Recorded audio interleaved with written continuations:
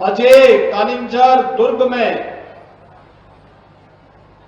इस कालिंजर महोत्सव के शुभारंभ का भी सौभाग्य प्राप्त हो रहा है। मैं इसके लिए आयोजकों को हृदय से बधाई देता हूं, अपनी शुभकामनाएं देता हूं।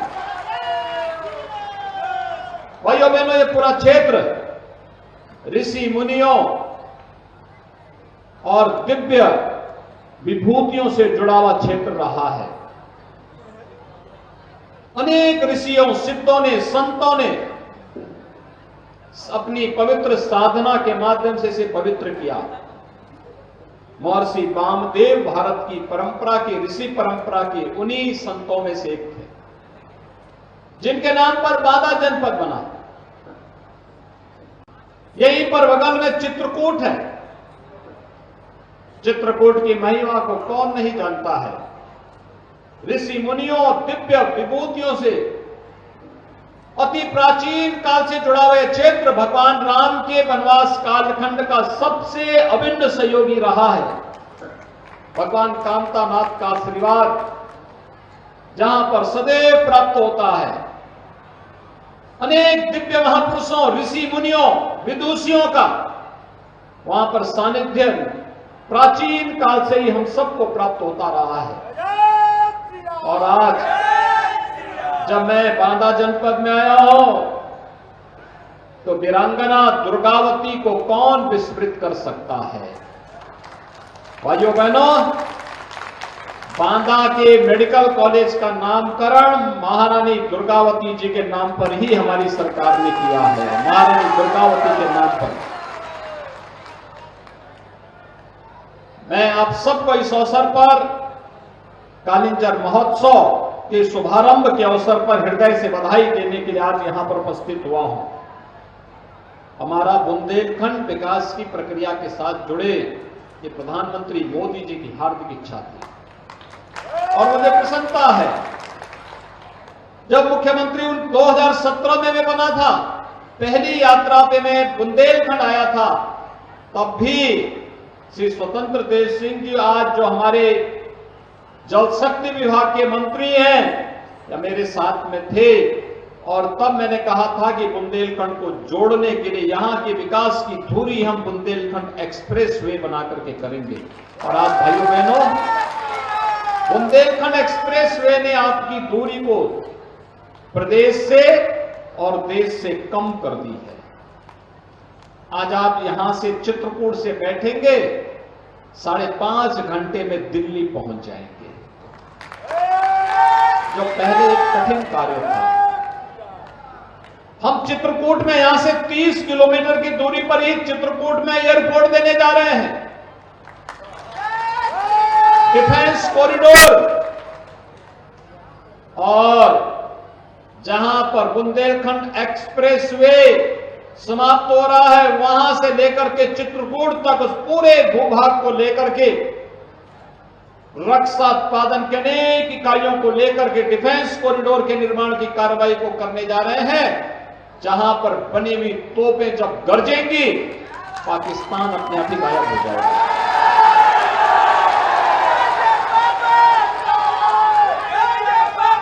भाइयों बहनों, बुंदेलखंड पानी के लिए तरसता था, लेकिन आज हर घर नल की योजना से हर घर में शुद्ध पेयजल की आपूर्ति करके यहां की माताओं बहनों का सम्मान भी होगा। तो केन बेतवा को जोड़ने के साथ ही अर्जुन सहायक जैसी परियोजनाएं जब पूर्ण हुई हैं और केन बेतवा को जोड़ने के बाद जब ये पूरा कार्य रूप ले लेगा, बुंदेलखंड में पानी की कमी नहीं होगी। ये तो धरती का स्वर्ग बनने जा रहा है, स्वर्ग। और आज उसी श्रृंखला में आज यहां पर सैकड़ों परियोजनाओं का लोकार्पण और शिलान्यास का कार्यक्रम, जो हमारे सांसद जी, हमारे विधायक जी, इन सभी लोगों के परिश्रम और पुरुषार्थ से जिला प्रशासन ने जमीनी धरातल पर उतारने का कार्य किया है, उनका लोकार्पण और शिलान्यास का कार्यक्रम भी आज यहां पर संपन्न हो रहा है। भाइयों बहनों, शिवरात्रि के पहले ये शुभ अवसर प्राप्त हो, इससे बढ़कर के और क्या हो सकता है। और इसके लिए मैं आप सबको हृदय से बधाई देता हूं। इतनी परियोजनाएं आपके बीच आ रही हैं। अब हमारा बुंदेलखंड पीछे नहीं रहेगा विकास से, कोई उसको पीछे नहीं धकेल सकता। तो बुंदेलखंड का ही नंबर है। अभी आपने पिछले एक सप्ताह में लखनऊ में चलने वाले विभिन्न कार्यक्रमों को देखा होगा। पहले हमने उत्तर प्रदेश के ग्लोबल इन्वेस्टर समिट का आयोजन किया। आपको मालूम है कितना उसमें हमारे पास प्रस्ताव आए हैं उद्योग लगाने के? लगभग 35 लाख करोड़ रुपए के। 35 लाख करोड़ रुपए के देश के अंदर कहीं नहीं इतने प्रस्ताव प्राप्त हुए। और उसमें बुंदेलखंड के लिए भी लगभग 4.5 लाख करोड़ रुपया है। याद रखना, ये उद्योग जब यहां पे लगेंगे कि हमारे बुंदेलखंड के नौजवानों को नौकरी के लिए देश के अंदर नहीं जाना पड़ेगा। यहीं पे लगे हुए उद्योग में बुंदेलखंड के नौजवानों को नौकरी मिलेगी, रोजगार मिलेगा, उनकी फसल का अच्छा दाम मिलेगा। जो आपकी वन जनपद वन प्रोडक्ट की योजना में सजल पत्थर बांदा की पहचान है और कठिया गेहूं जो यहां की पहचान है, इसका अच्छा दाम यहां के किसानों को मिलेगा, यहां के कारीगरों को प्राप्त होगा। और भाइयों बहनों, इसीलिए आज मैं आपके इस कालिंजर महोत्सव को, जब यहां की माननीय विधायक श्रीमती ओममणि वर्मा जी ने मुझे कहा कि हमारे यहां इस महोत्सव के कार्यक्रम में आपको आना है, माननीय सांसद जी मिले, बांदा के हमारे विधायक जी मिले, श्री रामकेश निषाद जी ने भी कहा, तो मैं अपने आप को रोक नहीं पाया। मैंने कहा जाऊंगा जरूर। और भाइयों बहनों, आज मैं आपके बीच आया हूं। हम लोगों ने एक प्रयास प्रारंभ किया है आदरणीय प्रधानमंत्री जी की प्रेरणा से बुंदेलखंड के सभी जिलों को जोड़ने के लिए। और मैं तो यहां के प्रशासन से भी कहूंगा, पर्यटन विभाग के साथ बैठ करके आर्कियोलॉजिकल सर्वे ऑफ इंडिया से,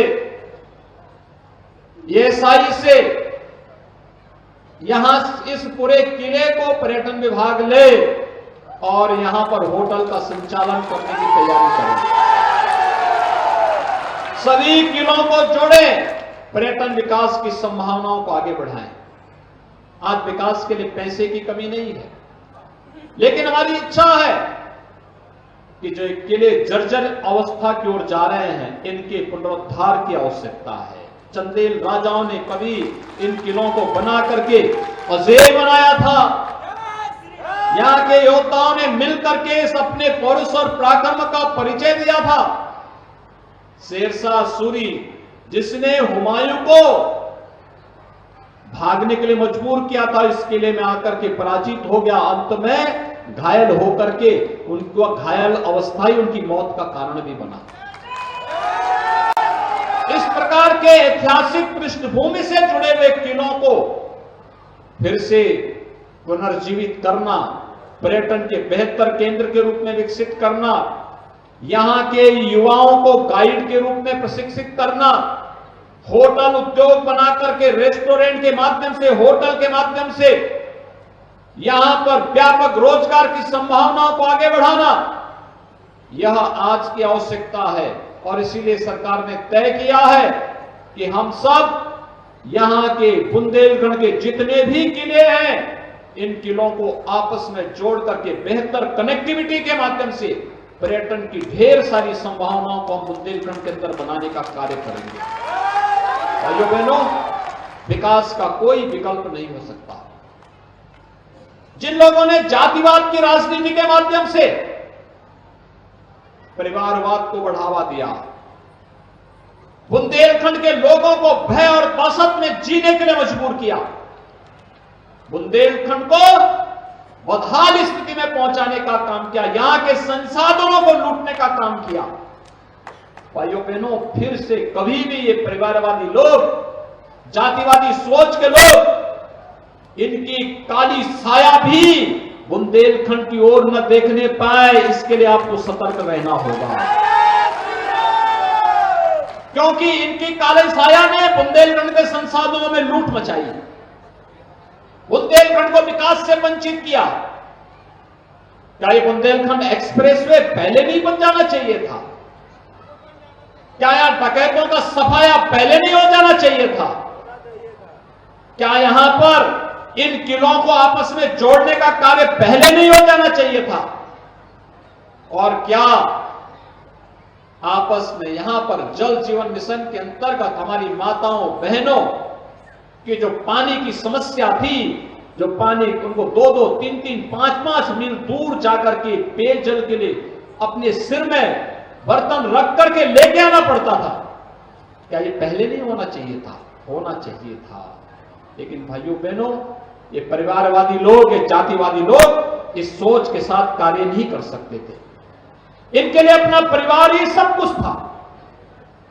इनको बुंदेलखंड से मतलब नहीं था, प्रदेश से मतलब नहीं था, गरीब से मतलब नहीं था, गांव से मतलब नहीं था, किसान से मतलब नहीं था, महिलाओं से मतलब नहीं था, युवाओं से भी मतलब नहीं था।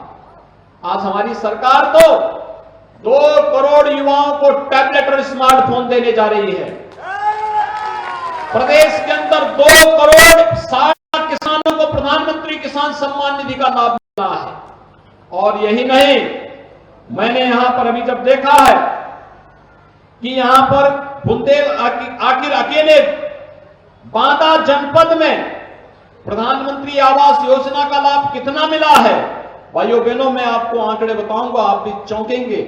88,457 ग्रामीण क्षेत्र में प्रधानमंत्री आवास उपलब्ध हुए अकेले बांदा जनपद में, और 13,171 आवास हम लोगों ने दिए हैं बांदा और जो अन्य कस्बे हैं उन कस्बों के गरीबों को। और यही नहीं, कोल है, सहरिया है, या जो वंचित परिवार हैं, ऐसे जिनका नाम प्रधानमंत्री आवास की सूची में नहीं आ पाया था, ऐसे 634 परिवारों को मुख्यमंत्री आवास योजना ग्रामीण के अंतर्गत भी हम लोगों ने आवास स्वीकृत किए। भाइयों बहनों, जो 1 लाख से अधिक इन गरीबों को यह आवास की सुविधा प्राप्त हुई, क्या सपा बसपा कांग्रेस की सरकारों में यह आवास नहीं मिलना चाहिए था? इनको मिलना चाहिए था, लेकिन इन गरीबों को वंचित रखा गया। 2,27,751 गरीबों के घर में शौचालय बनाए गए। और भाइयों बहनों, अकेले बांदा जनपद में 2,65,783 किसानों को प्रधानमंत्री किसान सम्मान निधि का लाभ प्रधानमंत्री मोदी जी के द्वारा प्रतिवर्ष 6,000 रुपए के रूप में उपलब्ध कराया जा रहा है। और आयुष्मान भारत में 3,03,383 परिवारों को 5 लाख रुपए की सालाना स्वास्थ्य बीमा का कवर प्रतिवर्ष उपलब्ध कराया जा रहा है। पिछले 5 वर्ष में हम लोगों ने 13,595 वृद्धजनों को अतिरिक्त पेंशन की सुविधा दी है। 1,000 रुपया अतिरिक्त उनको उपलब्ध करवाया है, यानी इनको पहले नहीं मिलता था। 2,536 विधवा महिलाओं को, निराश्रित महिलाओं को 1,000 रुपए महीना यानी 12,000 रुपए सालाना पेंशन की सुविधा उपलब्ध करवाई गई। और गरीब कन्याओं की शादी के लिए भी 1100 गरीब कन्याओं की शादी के लिए 51,000 रुपए प्रति शादी शासन से उपलब्ध करवाने का काम कराया गया। मुख्यमंत्री कन्या सुमंगला योजना में भी 9,182 बालिकाओं को जोड़ करके 6 किस्तों में 15,000 रुपए उन्हें उपलब्ध करवाने का काम किया जा रहा है। भाइयों बहनों, एक छोटी सी झलक थी ये, जिसके माध्यम से हम प्रदेश के अंदर बिना भेदभाव के शासन की योजनाओं का लाभ दे रहे हैं। और मैं आप सबको इस बात के लिए आश्वस्त करता हूं, बुंदेलखंड डबल इंजन सरकार की और प्रधानमंत्री मोदी जी की शीर्ष प्राथमिकता में है। यहां गांव-गांव की कनेक्टिविटी को बेहतर करना, यहां के युवाओं के लिए, यहां के किसानों के लिए, यहां की माताओं के लिए, यहां की बेटियों के लिए, यहां के सभी समाज के लोगों के लिए सभी प्रकार की वे सुविधाएं उपलब्ध होंगी जो पिछले 70 वर्षों में जिनके लिए उन्हें वंचित किया गया था।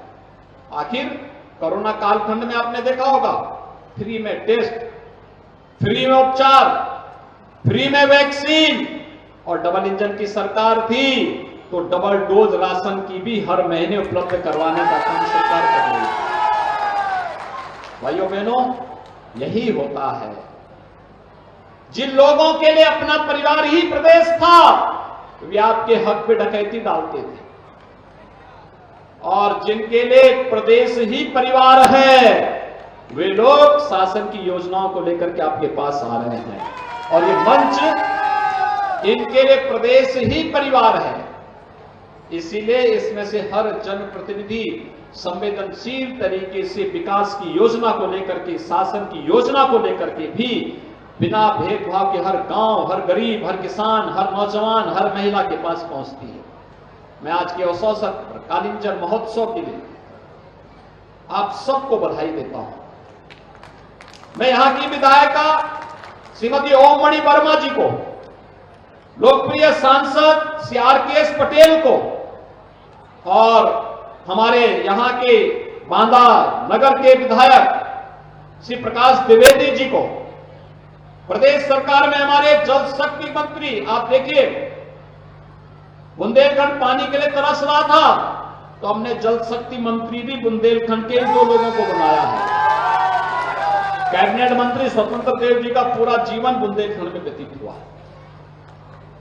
और रामकेश निषाद जी इस बार विधायक बने, उन्हें मंत्री बनाया गया और जल शक्ति विभाग का ही दायित्व उनको दिया गया, जिससे बुंदेलखंड की पीड़ा को दूर करने में योगदान दे सके। भाइयों बहनों, यहां पर कार्तिक पूर्णिमा के बारे में जिस महोत्सव की चर्चा यहां पर श्रीमती ओममणि वर्मा जी ने की है, वो राजकीय मेले के रूप में हम उसको मान्यता देंगे। यहां पर पूरी व्यवस्था देंगे, शासन यह पूरी तरह प्रोत्साहित करेगा। कल शिवरात्रि का पावन पर्व है। नीलकंठ महादेव वास्तव में जिनकी अपना महात्म्य है, आदिकाल से हम महादेव की पूजा करते आ रहे हैं, और हर तबके ने, उत्तर, दक्षिण, पूर्व, पश्चिम, सबने शंकर को माना है। कल भगवान शिव का पावन दिवस शिवरात्रि के रूप में हम सब मनाएंगे, भव्यता के साथ आयोजित करेंगे। नीलकंठ महादेव को जल अर्पित करने का कार्य करें। प्रदेश की 25 करोड़ जनता के सुख और मंगलमय की कामना करें, क्योंकि ये दिव्य शक्तियां हैं, इनकी कृपा के बगैर कुछ भी नहीं हो सकता है। और इस कार्यक्रम के साथ हम सबको जुड़ना होगा। भाइयों बहनों, आज देश प्रधानमंत्री मोदी जी के नेतृत्व में दुनिया की ताकत बनने की ओर अग्रसर है। हम सब इसमें सहभागी बनेंगे, इस विश्वास के साथ आप सबको मैं शिवरात्रि की मंगलमय शुभकामनाएं देता हूं, कालिंजर महोत्सव की बधाई देता हूं, और पूरी भव्यता के साथ हम इन आयोजनों को करेंगे इस विश्वास के साथ आप सबके प्रति मैं अपनी शुभकामनाएं देता हूं। जय हिंद, धन्यवाद। बहुत बहुत धन्यवाद। अपने आशीर्वचन से हम सभी को अमृत करे थे परमादन श्रद्धेय यशस्वी माननीय